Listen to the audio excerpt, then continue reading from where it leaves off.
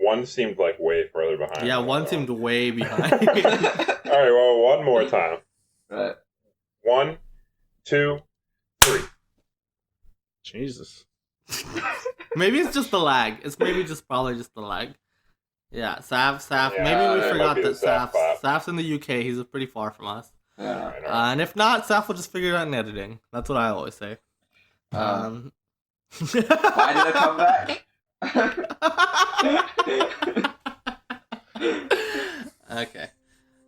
Hello, everyone, and welcome to Jump Up Supercast, the only podcast where William is taking a break. I'm your host, Muzzy, and joining me today is Brandon. I, for one, want to state, thank God. Ills. Yeah, I mean, whatever. I'm glad he's gone. And Safi. I lived, bitch. Saf is alive. He's here. We've made so many references to him in the last 5 weeks that he's been gone. But you may not have even believed he was a real man, but here he is. He's alive. He's on the podcast today. Everyone give him a round of applause. Yeah, thank you for coming back. All it took was sacrificing Will. Yeah, all it took. I mean, yeah, that's what it took. Maybe Somehow I he survived all my anthrax. All the anthrax I sent to him. Yeah, well, it's amazing actually. Modern medicine. Some may think it's a coincidence that Will's gone, Saf is here, but maybe that says something about how Saf feels about Will. I'm not saying that is the case, but you can make the connections at home. I just needed the perfect time to return to add a game that Will really likes. Do it. Oh, man. I'm starting to think that maybe Saf and Will are the same person. Have you ever seen them in the same room? Whoa, now we have a... Now that's not a theory, but it is a game theory. Now, speaking of video games, however, there is some news to talk about. I don't know if you know, but there is a convention going on right now in Tokyo, Japan. Tokyo Game Show 2019 is here. Yes. I'm gonna be honest with you, TGS doesn't usually bring much news with it. No, not really. Tokyo Game Show, nowadays mostly relating to mobile games and stuff of that ilk. Not the stuff that we tend to talk about. However, there was some interesting things this TGS that may be worth talking about. Worth noting down. So Final Fantasy 7 Remake had a brand new trailer. Yes. Yeah, dude. Yeah. So, Saf, you want to explain to me what this trailer was as our resident FF7 expert? What? What? I'm just a huge fan of FF7, so it makes me an expert. No. No, it's basically introducing the Turks and kind of the last parts of, not the last parts, the middle parts of the actual conflict, and also the Don Corleone. Yeah, everyone's favorite scene. We get a little tease of that, right, with the Cloud dressing up as a girl. This time they fleshed it out quite a bit more. We got Tifa and Aerith helping him out, right? Yeah, Tifa doing push-ups. No, yeah, chin-ups. That's sorry. how you help. We got the squatting mini game. That's in there. Finally, he feels more like Zack. Yeah, we see Cloud turning into a little frog with his tiny Buster Sword. All this tells me, man, this is gonna be a pretty they're gonna make sure everything that was in the original game is gonna be here, right? This is a very meticulous remake. Of course, they're also adding And new then stuff. some. We saw a glimpse of that. Ills, you want to tell me what that means? That means there's a new soldier, and I'm worried. I hope it's not a Genesis situation. This is what I always worry about. But other than that, I mean, there's new boss fights. It seems like you're fighting the Turks solo in 2 instances at least. Yeah. And we saw Seng and Reno, right? Boss fights. Seng, Reno, and Rude. Right. And which is nice to see them fleshed out a little bit more, right? Yeah. We didn't. They got a little kind of under. I don't know what to say. We didn't really get much of them in the original game. So underexplored. Yeah. What I find interesting is that they've tried to make it sound as close as possible to the voice acting from Advent Children. It's kind of even weird. though it's new voice actors though, right? It is across the board new voice actors. However, they are clearly taking inspiration from the voice direction of Advent Children, which is interesting.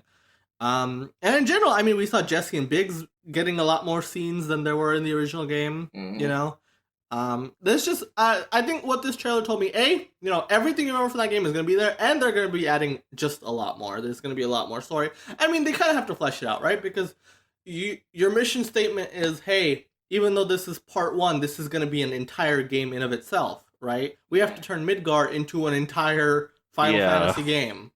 I'm just worried what they, fill in the blanks with. I don't know. We'll see. I mean, and I will say that with Final Fantasy 7 Remake, it does have the benefit of most of the original staff or the people heading up this project, right? I mean, of course, Sakaguchi's not there anymore, but I mean, Kitase, Nomura, these are all people who were played major roles in the original game, and so we'll see. We'll see how it turns out. I mean, gameplay wise though, it's still getting just wonderful reception, right? We've seen a lot more gameplay demos of it, and people really love how this game plays. So that's exciting in of itself, I would say. Yeah, it sounds good.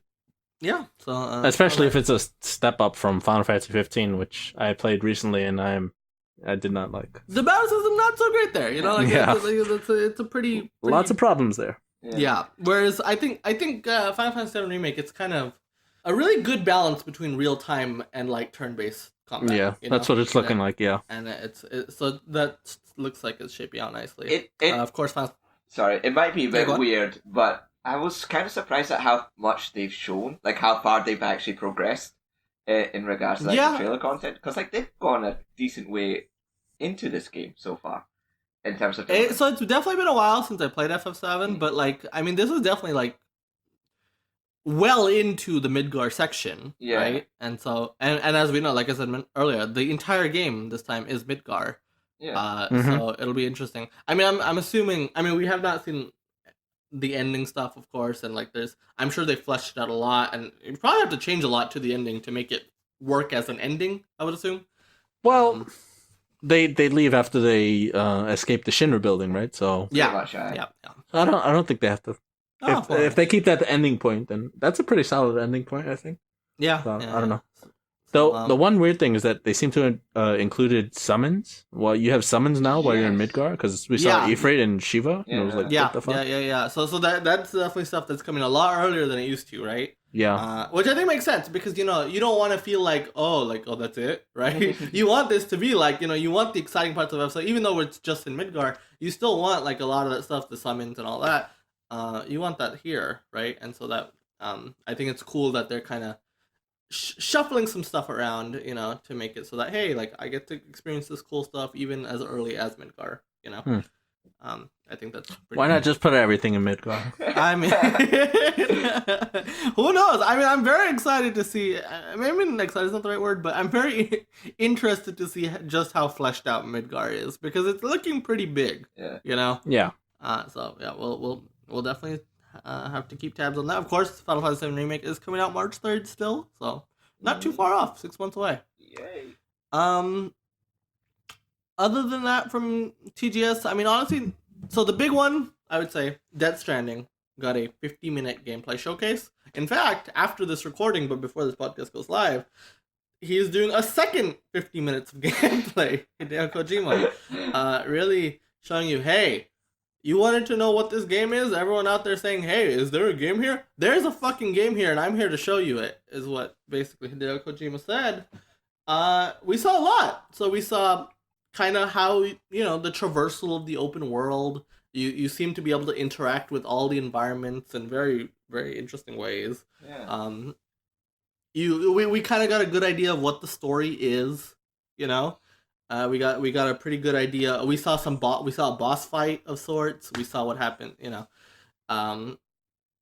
We saw a little bit of combat, There's a lot to this game. It is a video game, and there's a lot of systems on systems on systems. There's a lot of video game here. Yeah. To those of you who were doubting that there was a video game here. I mean, you should hope so, right? It is definitely scratching that itch of shit, I want to explore this world. I really do. Yeah. I'm getting a lot of this is, I mean, I love open world games that nail traversal, which is they're honestly very far and few between. Yeah. Yeah, I mean, I haven't seen this gameplay footage yet, but I want to because that's my main thing about this game is I hadn't seen anything. I wanted to, so I haven't got around to watching it. I agree with you about games with like good open world games with good traversal. Like Insomniac, very good at it. Yeah. Because they've done Spider-Man, obviously, but also Sunset Overdrive was very another good one that was very fun to just move around in. So if that's the case here, that's very good. Yeah, looking very much looking forward to, and they're making great use of that Decim engine. I gotta say, the game is a looker. It's there's and I think my biggest problem with Horizon kind of was like, hey, like there's a lot of pretty environments, but like I can't interact with them. And in this one, it seems like you can kind of interact with everything. You know, we saw a lot of the shared world aspect of the game. So like for example, these are small little examples, but like someone will drop a ladder somewhere. You'll be able to use that ladder. Someone, will put a sign, hey, there's a bathhouse here, not house, but there's a bath over here. Kind of, will let you easily find these bathhouses. It looks like, the world is going to build a lot with these aspects of the game. It's kind of crazy, actually, because, like, we saw this instance of basically this railway built where when you're on it, you're not using any power for your like energy is not being consumed with your electronic stuff. Mm-hmm. And that was an instance of someone else built that, and you the player can help build it even more for other players to interact with. So there's the shared world aspect of this game is very interesting, I will say. Yeah. I hate sharing my worlds. Yeah. Get out of my world. It looks like you're gonna be able to do some it's doing some interesting, unique stuff here, and I think that's pretty cool. If you have not watched the 50-minute showcase and you're not sold on the game yet, I would highly suggest checking it out, because it's pretty cool. Though Kojima did say, if you trust me, don't watch the gameplay. What the fuck does that mean? He's just saying don't get spoiled. I'm showing a lot. I guess I should watch it like 3 times then. Huh? If you want to keep the surprise, don't. But yeah, that 50 minutes was a lot, and they're doing another 50 minutes tonight, so. It's crazy. Pretty cool stuff. I would say that's kind of the major stuff with Tokyo Game Show. There was some new stuff in Yakuza 7. To be honest, I'm not well versed in Yakuza 7 to tell you what was there. But yeah, worth checking out as well. Otherwise, that's kind of Tokyo Game Show. There was one big brand new game announcement, however, from Tokyo Game Show, and that is Project Resistance. The RE is highlighted because this is a Resident Evil spin-off game. Right. Looks to be like a 4v1 Evolve type game. That's what I was thinking. It is. This is pure speculation on my part, but I would assume it is from the team who gave us Operation Raccoon City and Umbrella Corps, right? So not particularly well received games, but kind of an understatement. Hope Springs Eternal. Huh? Hope Springs Eternal. Yeah, Hope Springs Eternal. A lot of Capcom internal games have been they've really stepped up their game. So maybe the Resident Evil multiplayer team also has stepped up their game. A lot of people are getting vibes of that. Was it Outbreak? Outbreak. Yeah, a lot of people are getting Resident Evil Outbreak vibes. If it's a 4v1 game, that'll be a bit different than Outbreak was, but right. Yeah. But yeah, I've seen a lot of people be kind of excited for it. I personally don't care for multiplayer spin-offs myself, but Noah was Noah seems very interested in it. Yeah, but he's a well, he loved Outbreak. Yeah. And, Outbreak was a really cool concept, but it was like online Resident Evil before online was really easily, accessible, yeah. So a lot of people didn't have it. It was PS2, so like you had to have broadband adapter and all this shit. Right, yeah. But yeah, I've heard from people who have played it though that it was pretty fun. And I don't know if this is going to be the same, like we said. And then the trailer didn't really. It was just like cinematic, right? Yeah. The beginning part was, yeah. Yeah, we have no idea really what this game is going to be for sure. Yeah. Speculation at this point. Well, Noah's gonna buy it, and then he'll tell us all about it. If he buys anything with the letters RE in it, he'll tell us. Hey, man, I'll probably will too. I'm a sucker for Resident Evil. What can I say? All right, and yeah, so that's that Project Resistance. Maybe we'll have more to say when they show a little bit more. I don't know if they give a release date. I didn't see it myself, but that's. I think so. I would assume it's coming out within the next year, probably early next year, if I had to guess. You know. Yeah. But yeah.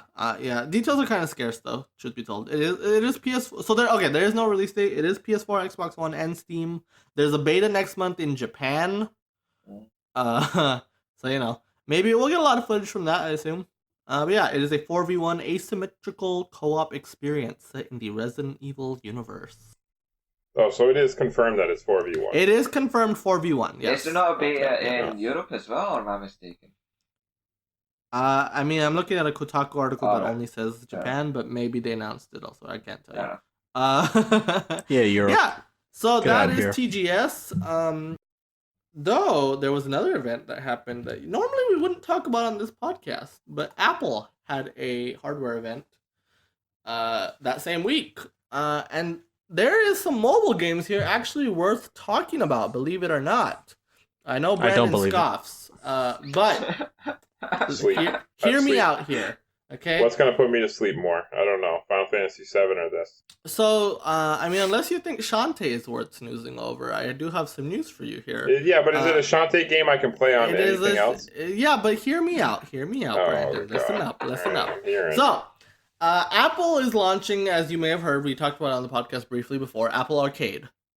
It is a service that's going to cost $4.99 a month, and basically, you get a bunch of mobile games. You're like, oh, cool, whatever, mobile games, microtransactions. I don't like these. None of these games have microtransactions. Not a single one of these games. They are fully playable from start to finish, with no additional monetization besides that $4.99 a month you're giving to Apple. And they have a lot of partners that they are that they have to make games for this service. And what's cool about this is basically Apple is funding a lot of games. It seems to be they're only locking out exclusivity from Android, but a lot of these developers seem to be free to make versions for consoles and PC, which I think is neat. In a lot of ways, they're all coming to Switch. Apple, yeah, I mean, and a healthy amount of these games are coming to Switch. But yeah, so we have a lot of cool stuff coming. And some highlights I would say include, so Apple themselves showed off a brand new Frogger game. So if you like Frogger's coming back without microtransactions. Wow. I can't believe that needs to be stated. 2019, the year where we get excited for games not having microtransactions. If Frogger was coming back, I would have thought it would have been a free-to-play microtransaction bullshit. Okay, so this is... to be fair, I was thinking about Frogger the other day, and I was like, damn, Frogger. What a classic game series that they tried to reboot like fucking 30 times, and it was always so bad. Yeah, well... Wasn't edgy enough. What do you want from maybe this one will be good, though, I think there was an edgy one, to be honest with you. I really do. Can I get my story-based Frogger already? Yeah. They tried. I'm telling you. They also showed off a brand new IP from Capcom, set in, it's like underwater. Bioshock, nice. Yeah. It's from Capcom. They say it's pushing graphics, which personally I don't see the graphic push, but whatever. It doesn't look that pretty. Realistic water. Yeah. They also, if you remember from the Game Awards, a little game coming to Nintendo Switch called Sayonara Wild Hearts. I remember that game. That's a fucking motorcycle shit. Yeah, they call it the Pop Album video game. It's a cool ass looking game. Yeah, that now has a release date. It's coming out the same day as Apple Arcade on PS4, Switch, and of course Apple Arcade. Damn! Last week we talked about FE Encore. This week we're talking about this fucking game. Can Pop Idols just end already? Can that be over? I mean, I wouldn't say this is about Pop Idols. This is more about just pop as a whole. Can Pop end pop already music. then? Pop will never end. Okay. Okay. Listen, it should. No. There are some other highlights here, though. Like, for example, the developers of Bravely Default and Octopath Traveler are making a brand new game for this service. Isn't that pretty neat? Didn't we talk about a game that they were making? It was like a prequel? We did. Yeah, so this is not an Octopath Traveler game. Oh, okay. No, this is a brand new game. It's it is called Various Day Life. Sorry, Various Day Life. So keeping in the tradition of nonsense English words. This is another one of those. So cool stuff. There's a brand new Gungeon game coming called Exit the Gungeon. Yeah, I did see that. That's not the arcade one they showed in their presentation at E3, right? No, it's not. No. I think this is a different one. Yeah. This is the Dungeon Climber, which is... Yeah, that caught my eye. I saw somebody post that on Twitter, and I was like, wait a minute, what? And then we have Fantasian, which is a full-on 3D RPG made by Mistwalker Hironobu Sakaguchi, the mastermind behind Final Fantasy, is working on this game. There's a lot of high-quality games, and I think the biggest thing that gets railed against with mobile games is the microtransactions, right?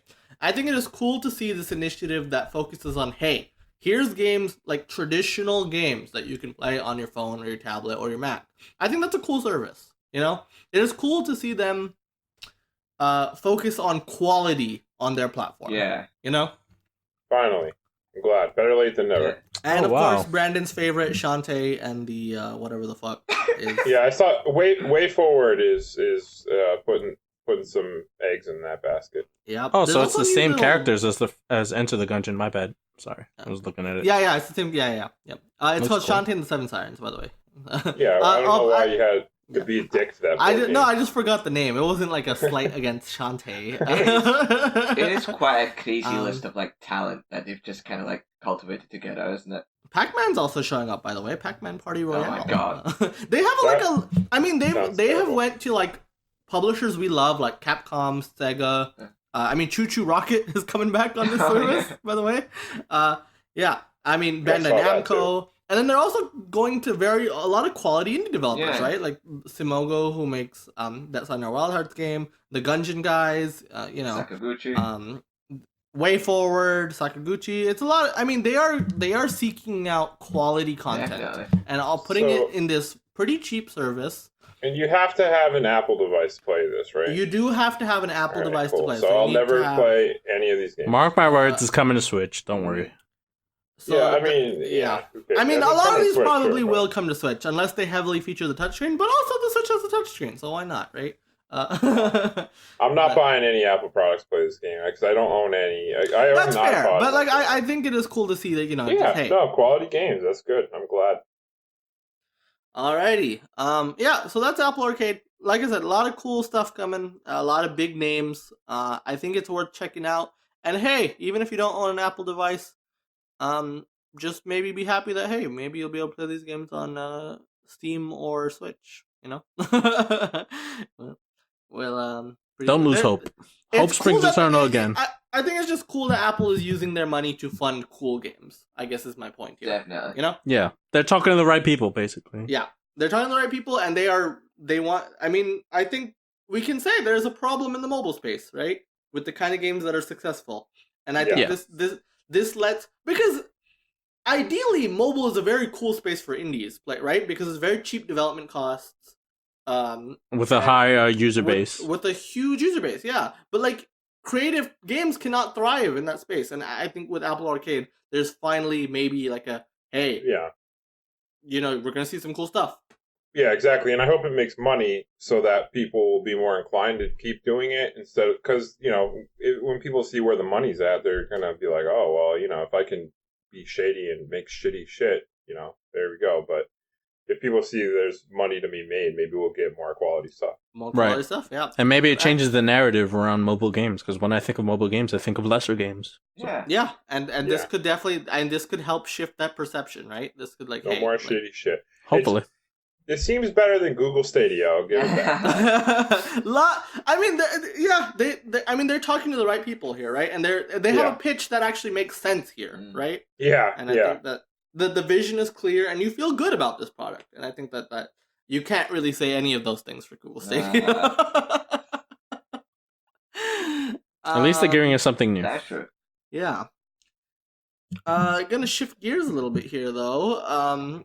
Gotta get your workout clothes out because Nintendo announced a brand new game. We talked about it in the middle of our Nintendo Direct segment last week.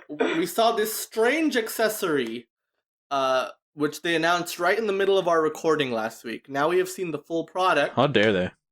It is called Ring Fit Adventure. And you're like, what the hell does that mean?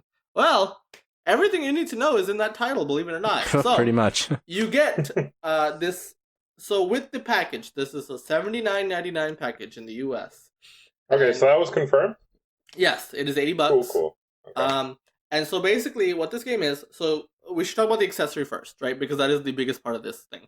So you get the Ring-Con accessory with it, which is basically a giant Pilates ring, which you attach a Joy-Con into, right? Which and in that Ring-Con, there's a whole bunch of sensors and stuff, so it can sense like the kind of things you're doing with the ring. The amount of force you're applying. Stuff like that. The Joy-Con, pretty cool tech. Just as an aside, you can do a lot of interesting things with the Joy-Con. Yeah, sure. So you get the Ring-Con accessory. You also get the leg strap, which is, as it says, it's a fucking leg strap. Put it on your leg, you insert a Joy-Con, and it tracks the way your legs are moving. And so this game, you're like, okay, is this like Wii Fit? Yes and no, because it is a game about fitness, but as the name implies, it is an adventure game. It is an adventure RPG, I think we can call it, right? Yep. And basically, you're turning real world movement into in-game actions. So you run around in the world by running around in real life, right? Mm-hmm. You do moves like yoga moves will heal you, right? And things like that. And, various motions will allow you to interact with the world in different ways. You have to squat to do certain attacks. Stuff like that. Yep. And like you jump, you can hover in midair, you can steer a raft, and then you do attacks with real motions, right? Yeah. And basically, you're going on this adventure game, but also working out, being active, having some motion. So they mixed Wii Fit into like a real, actual game here, right? Right. Yeah. And we haven't really seen something like this before, I would say. This is a pretty unique thing that they're putting out. What do you guys think about it? I like it. I mean, whenever I'm working out, I never feel like there's like an end goal. It's always like I have to choose when to stop, unless I'm doing like a certain, routine or whatever.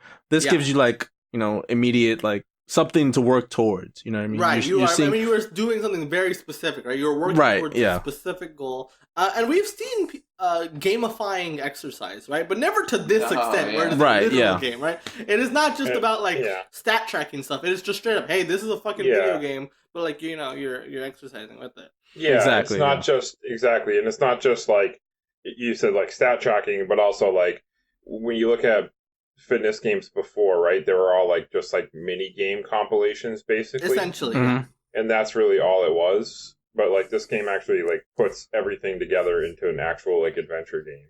This game actually kind of looks really cool. Yeah. Not to mention, it looks really awesome. Like, visually, I think it looks really great. It is coming out next month, by the way, October 18th for $79.99. Like I said, you can watch a 7-minute video explain what the game is. There's also with some really seemingly like hyperactive hosts. Like they're really into this game. A lot of people feeling not too great about the hosts of that video, but I watched the whole video on mute, so I didn't really get to I was watching it at work. Don't watch it with sound. It was an interesting way to reveal this product, I gotta say. Like, this video with these two energetic hosts that are that guy creeps me out. Not at the direct? It's just so random. Well, right? so I do think that this is like I think they were smart in not putting it in the direct. Let's talk about that. Let's talk about why they didn't put it in the direct. And I think it is very clearly like, hey, if hardcore gamers saw that in a direct, they would complain. Let's be honest. Yep. They would see, the casuals, and then, they would wince and hate and be mad and stop wasting time on this. Those people are dumb. Which, but like, I think it's good to separate these things, right? It is good to, hey, this is not taking away from anything else. This is not taking away from, getting another game announced or whatever. The fucking taking away thing is just mind-boggling. It's to me, fucking cancer. Mindset. I mean, it's a thing that a lot of people believe, but like I think, and it's silly, it is dumb, right? But I think Nintendo, packaging these announcements in a like, okay, this is a very separate thing, I think makes it very easy to understand. They're trying to baby the people that would get upset. Smart choice. And I think also this game is probably trying to attract a lot more people than what would be the Nintendo Direct audience.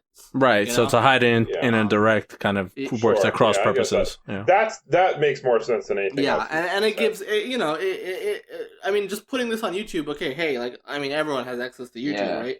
Very, very accessible way of your grandma this might information. I don't know my grandma. There is more modes besides the traditional adventure mode, however, which, by the way, has all sorts of, you got a lot of fit skills. You have over 40 fit skills, says the press release. And you unlock more as you gain experience, you level up, all that stuff. But outside of the adventure mode, there's also play mode, which you can do quick sets of, exercise kind of deal. Right, yeah. You can also take turns with your friends and family in mini games. So there is that mini game aspect in here, right? However, it is very much a side mode compared to the regular adventure. There's a whole package here. And then there's also just simple and set mode, which is just, hey, just do a simple workout. And it even shows you the proper way to do the workout. Which is they say in the video, posture is very important when you're doing these exercises. Yeah, it's very much a successor to Wii Fit and Wii Fit Plus. So. And in a really cool, unique way, right? Not a way that I would have expected. Yeah, right. Yeah. I will say, Wii Fit trainer. I hope she makes a cameo. That would be nice. Yeah, I was kind of hoping. Yeah, that'd be awesome. It would have been really funny if she was the main character. I would have preferred that. Me too. But yeah. She's the last boss. Yeah, right? Secret last boss. Yeah. I would genuinely enjoy it if they actually have other characters in it. Like other games based on other Nintendo franchises like Mario or Zelda. Around that kind of ring con. Zelda would really work for me. I think Zelda would be awesome. Oh yeah. I will say the only thing I'm not too keen on is the name. I mean, yes, it explains exactly what it is. Yeah. It is Ring Fit Adventure. It's not exciting. Not the best, but not the worst either, I guess. Yeah. It's to the point. Cool stuff. Coming out, and it's coming out very soon, though. I have to say, October 18th. Wow. Yeah. That's a quick turnaround. For us not knowing that the game existed, and now it's coming out. That's stressful to me. Yeah. I really do think I'm going to buy this game. I think so, too. I don't... See, my thing is, like, am I going to buy it when it comes out? Like, I'm already stressed enough as it is with all the video games that I'm trying to play. Brandon, just talk to me after we can work something out with Gamers Club. Don't worry. Just...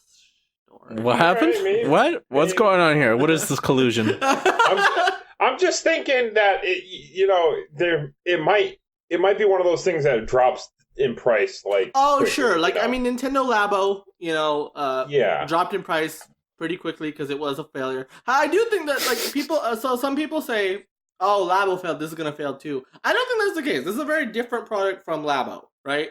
I think. And the user base has just grown a lot since Labo came out, right? They're clearly targeting a very different audience. This is a different audience. This is more targeting adults, people who can spend money, versus, Labo was very much, hey, this is for children. And there's the do-it-yourself aspect, which this just works, right? You put the Joy-Con in, you do a thing.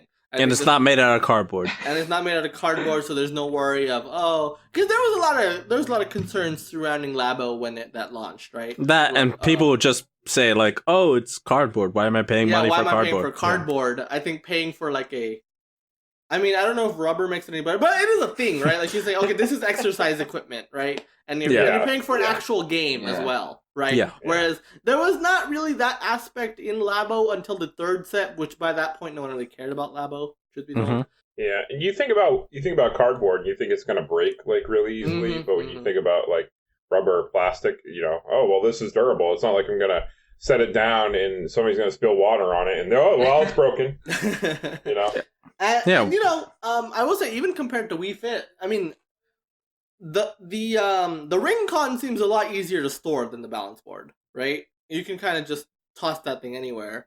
Yeah, true. Which true. I think helps that. And the little leg strap, that's very small. Yeah, very small thing. It seems to be like, very space conscious, right? Whereas exactly. That was one of my problems with Labo. With Labo, where the fuck am I going to put this robot here? This robot, this piano, this this steering wheel. Yeah, it's like, where am I going to put all this shit? I know this was like an impossibility, but I kind of wish they could have incorporated the balance board in some way for people who already owned it. Sure, yeah. I wonder how many people like still have their balance boards. I still have mine sticking around somewhere. I don't know where mine is. I really don't. I don't know where I put it. I used mine like a month ago, actually. Oh, nice. Wow. Yeah, I plugged in Wii Fit U. Nice. Oh, Wii Fit was a quality product. I'm gonna go to bat for Wii Fit. Yeah, I mean, we put it pretty decent on the list somewhere. I don't remember where. Mm-hmm. We gave it some praise. We gave it some credit. Yeah. Yeah. Okay. Well, that is Ring Fit Adventure. Pretty cool stuff. Finally, I don't want to spend too much time on it, to be honest, but there's some weird review scandals going on. Specifically with, and these are very different scandals, I should say. But let's start with Borderlands 3. So Borderlands 3, a lot of review outlets did not get review codes, right? And the reason given initially was security reasons, which was weird because, I mean, you should be able, you can trust these major outlets, Yeah, it's kind of strange. Kotaku and all to maintain that professionality a lot more than you could, like, say, YouTube influencers, right? Mm-hmm. Which also got codes, happily.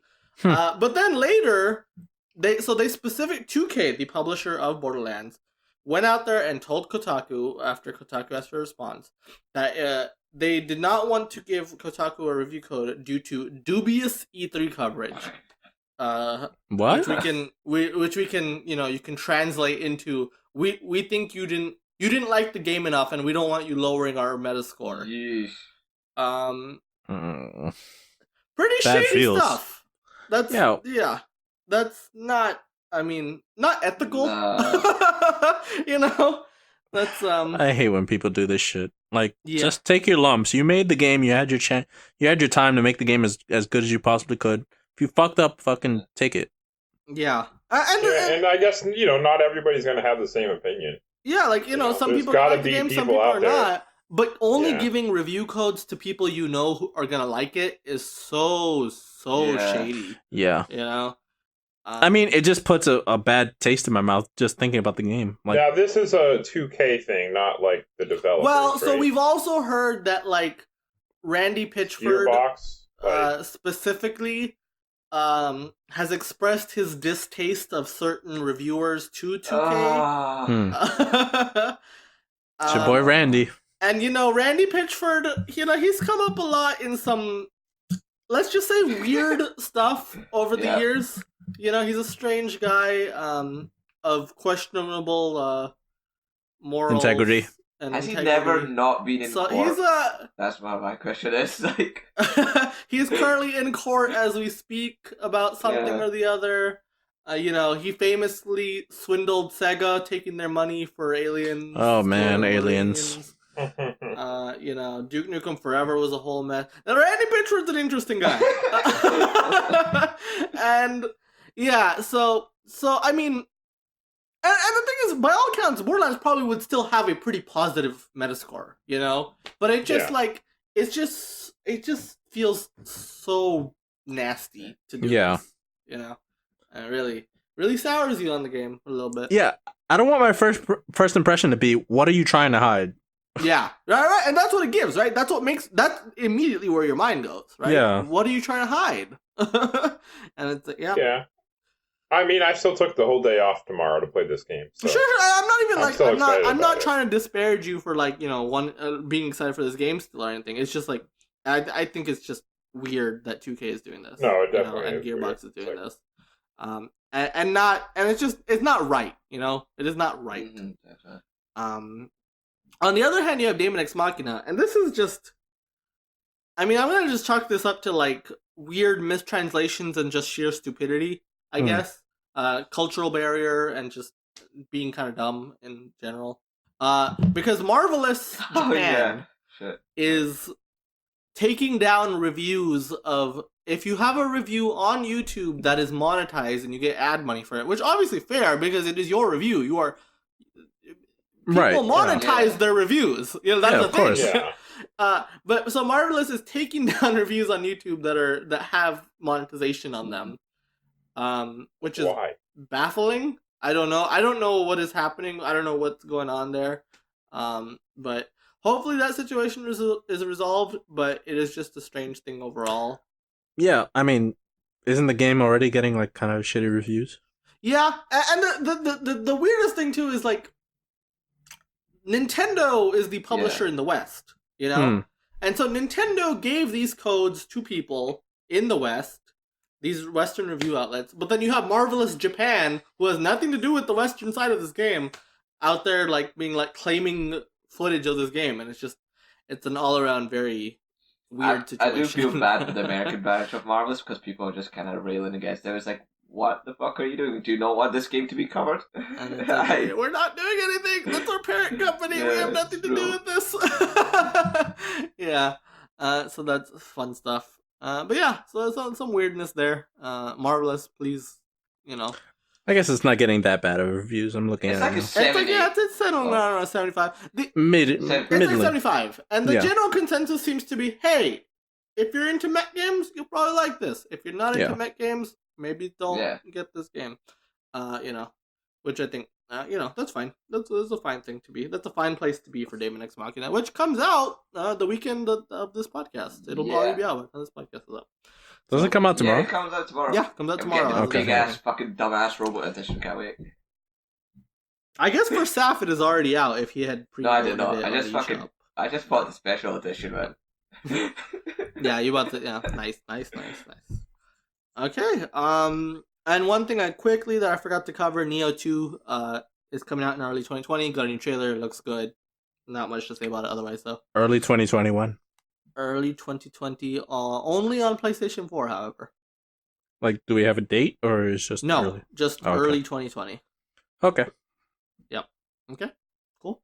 Okay. All right. Well, that's enough for the news. We got to move on to our favorite segment, the list. The list.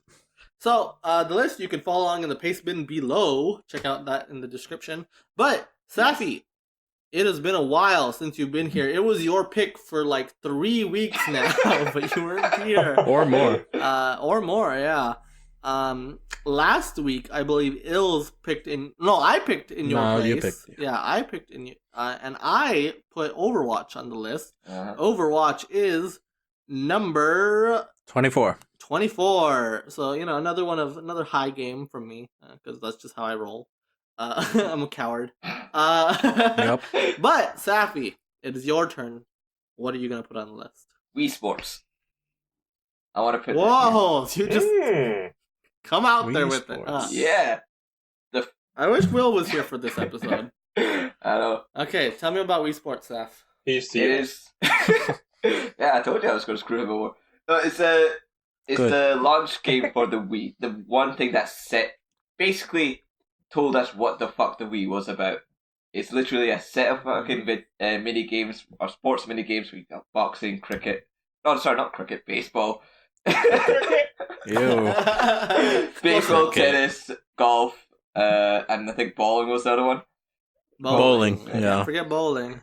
Can't forget bowling. That's a big one. And there was those are really, really fun mini games to be playing, and you could just switch it on and have a party with it with your mates. It's pretty good. Yeah. Introduce the concept of it. This was the system seller, basically. The Wii would not be what it is without Wii Sports. Right? Yeah. The Wii, absolutely. This is the game that defined the Wii. This is the reason people bought their Wii for the most part. And at least a lot of grandmas. Yeah. And I think this is also the game that revolutionized motion controls, right? Yeah. This is the game that made it like acceptable, because a lot of people scoffed at the idea when they first saw the Wii, right? Yeah. Like, Yeah. motion controls. But I mean, this sparked a change in the industry. We saw so many products that tried to ape Wii Sports since Wii Sports, right? And because of Wii Sports. Yeah. And I mean, motion controls, say what you will about them, but not only were they a big part of the industry during that console generation, right? Oh, yeah. They are still a thing now. They're integral to the VR experience, right? Yeah. You still find them in your DualShock 4, in your Joy-Con. Yeah. You know, this game changed the industry. And I think as a game itself, too, it's a fantastic package, right? It is a fun time. You boot that up, you're going to have a good time. Definitely. Right? This is the game that you showed people. Yeah. You know, when they come over your house, it's like, hey, you know, you want to check out the Wii? I just bought it. This is the game you showed them every time, no matter what. This is also the game. The only time. Sorry, this is also the game that destroyed many TVs as well. Oh, yeah. That too. Did that. But, it's also, not only was it a game that you could show anybody watching it was like, I kind of want to play, It's like, I want to play that. I want to do it. And it was so easily Everybody accessible, wanted to jump in. right? Yeah. It's a game that, like, it is a game that your grandma can play. It is a game that your grandson can play. Yeah, exactly. Any age, no matter who you are. You just pick it up, and it is so easy to understand. You don't have to think about it because it's just natural, right? I know how to swing a tennis ball. I mean, I know how to. Oh, do you though? Jesus. Anyway, he's been swinging the ball the whole time, guys. And and I know how to swing a baseball bat, and I know how to bowl a bowling ball, and it's like you can do all these things. It is so easy to understand. The controls are so simple, and I think especially with the case of bowling, right? Bowling, I think, did a really good job of replicating the actual bowling experience. Yeah, yeah, it was phenomenal. Fucking good, man. Yeah, it's like you have a bowling alley in your home. It's great. It's really great. It's probably the best one. Yeah. My favorite one. Shout out to golf as well. Golf was solid. Golf was solid. And tennis, of course, tennis was usually the first thing people played, right? Yeah. Right? And it was a great form of tennis. It was a really fun. And then boxing and baseball, both of those, boxing especially was pretty shitty, and then baseball was like, Baseball was there. Yeah. But overall, I think it's a very solid package, right? Yeah. It's hard to say. And with just tennis, bowling, and golf alone, those three are fucking great. And the fact that it's a pack-in. Basically. Yeah, and it came with your Wii. You bought a Wii, you had the game. I would say it's up there as one of the best launch games. Pack-ins, yeah. It's the most iconic. And it's the most iconic pack-in of all time, because that is the Wii, right? More so than any other pack-in. Like, this is the Wii. Like, just distilled to exactly like what the. When you think of the Wii, that's basically this is the game you think of. Yeah. And it was cool, it's a showcase of the Me feature as well. Oh, yeah, yeah. People putting themselves into the game was really cool, It was really, just something people got into. And it's something that started that trend, too, right? Like, this is kind of the origin point of, hey, putting myself, Yeah, and then you had all the fucking remakes rip-offs, having wicked shitty Me editors in them. The Xbox 360 made a big deal out of avatars, which were directly influenced by Mii's. Yeah. Right? Yeah, fucking Microsoft was literally like, hey, Rare, what are you doing? You're going to work on these fucking avatars because they're real popular. And they, fucking forced them to do it for, 3 or 4 years. And did you have to, buy accessories for your avatars and shit like that as well? Yes.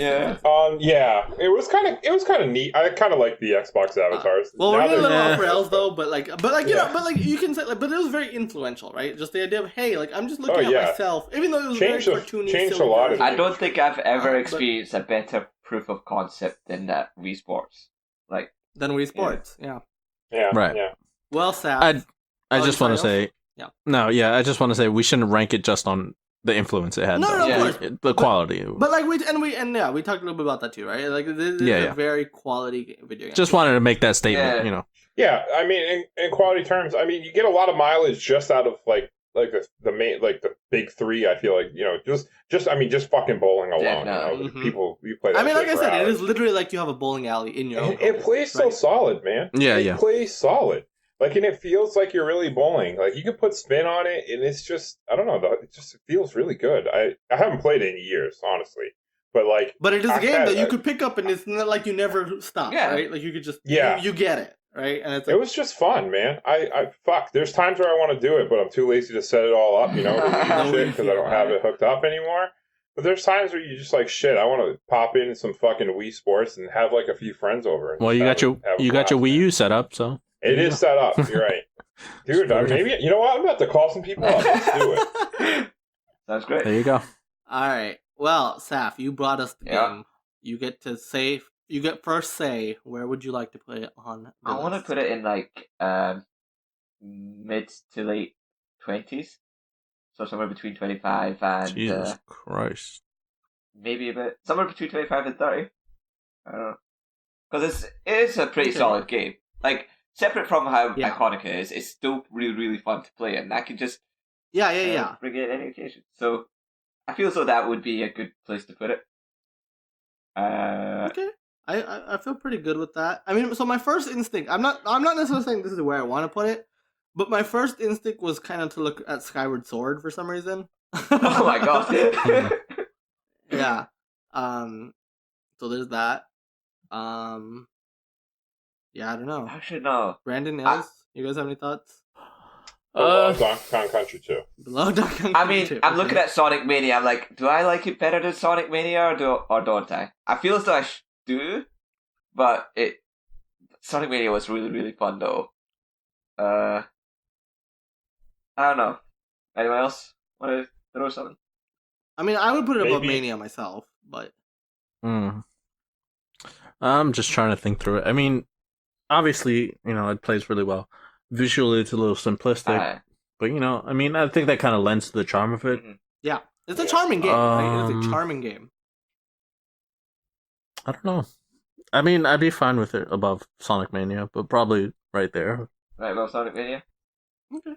I mean, I feel pretty good in that space. Yeah, that's what right. I feel. It feels right. It feels right. Okay, we settled that pretty fast. So, at number 30 is Wii Sports. Surrounding it, we have Earthbound at number 28, Donkey Kong Country 2, 29, 30 Wii Sports, 31 Sonic Mania, 32 Super Smash Brothers Melee.